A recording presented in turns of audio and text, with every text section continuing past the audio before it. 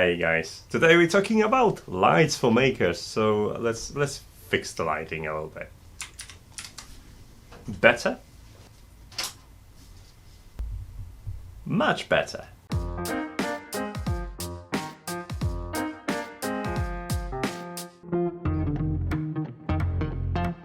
A long time ago I found these on Banggood and I actually covered them in that video.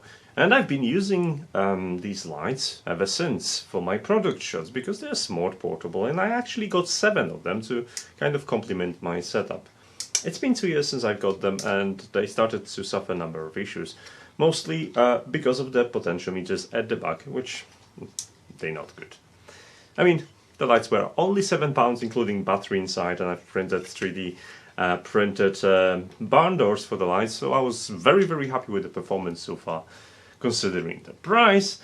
But let's face it, they're very inexpensive and it shows. So recently I decided to treat myself because I've moved my photography studio from this very room to the garage. Now I don't have to set it up each time, and I figured out I'm gonna spend a little bit of money, and I got these. These are Pixel G1S RGB video lights, and they are pretty good.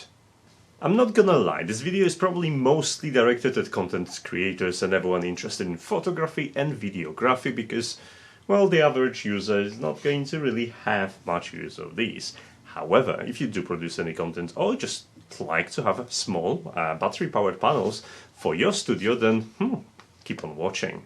But first, word of warning: when picking lights, don't try to pick the light that's gonna cover all your needs. What you're gonna end up with is a light that is good virtually for nothing. So have a goal in mind, figure out what kind of light you really need, and then start hunting.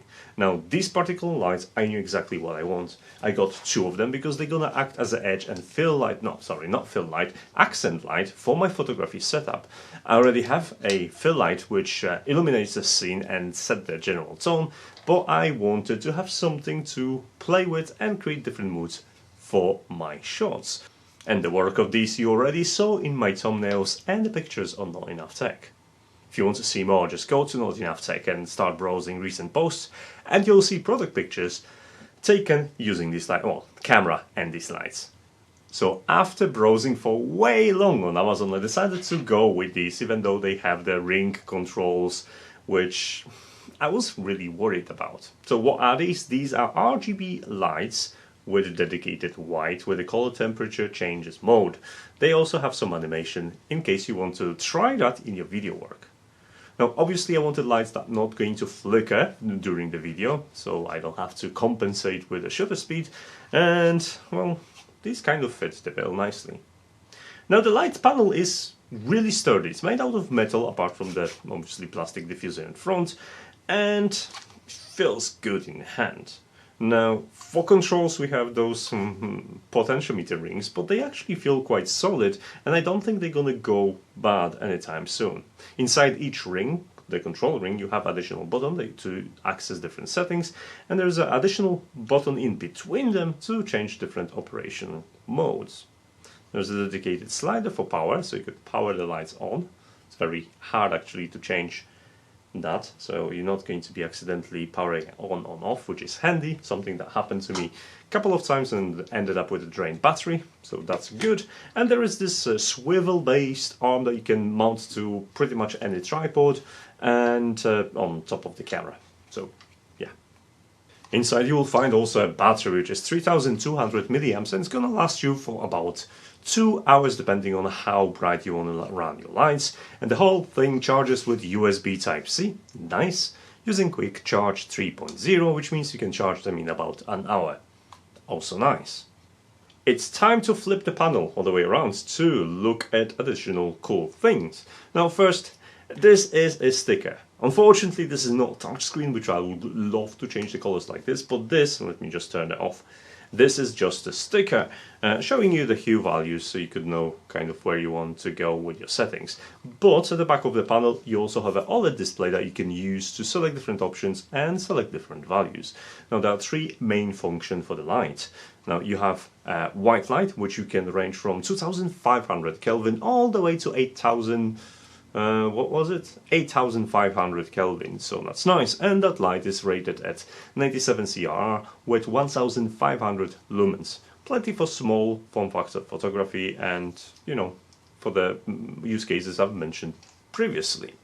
The second mode is RGB, and you can set the RGB value or hue and saturation values depending on how would you like to set your light. Now these can be achieved with the potentiometers, and you'll be able to fine-tune the color to your liking. I found the colors to be quite nice and quite saturated at the maximum setting, so yeah, you can definitely go to town with this. The last mode are the animations, which gonna be probably the most useful for anyone interested in videography. You'll be able to add different transitions from one color to another. Unfortunately, the colors cannot be set, which is slightly disappointing. It would be nice to have an option to set a starting and ending color and let them IC inside do the transition for you, but it's not available. But the options include like lightning, paparazzi, and a couple of different blinking modes if you want to add a bit of flair to your video footage. In my use, I've also discovered one thing. If you are charging your panel, you can still use it, however you're going to be throttled down to 80% of the maximum brightness. This is possibly to avoid thermal problems, because you're charging battery that generates the heat, and the panel itself will generate the heat as well, especially at the maximum brightness. So if you see on the display that you can't go past 80%, you know why. So if any of you are interested in new lights for your photography or videography setup, go ahead, go to the description, and those two have my recommendation. I'm also going to include a link to the light bar I'm currently using as my fill light for the photography setup. It's not greatest because I was hoping to get one that has individually addressable LEDs, and this one didn't.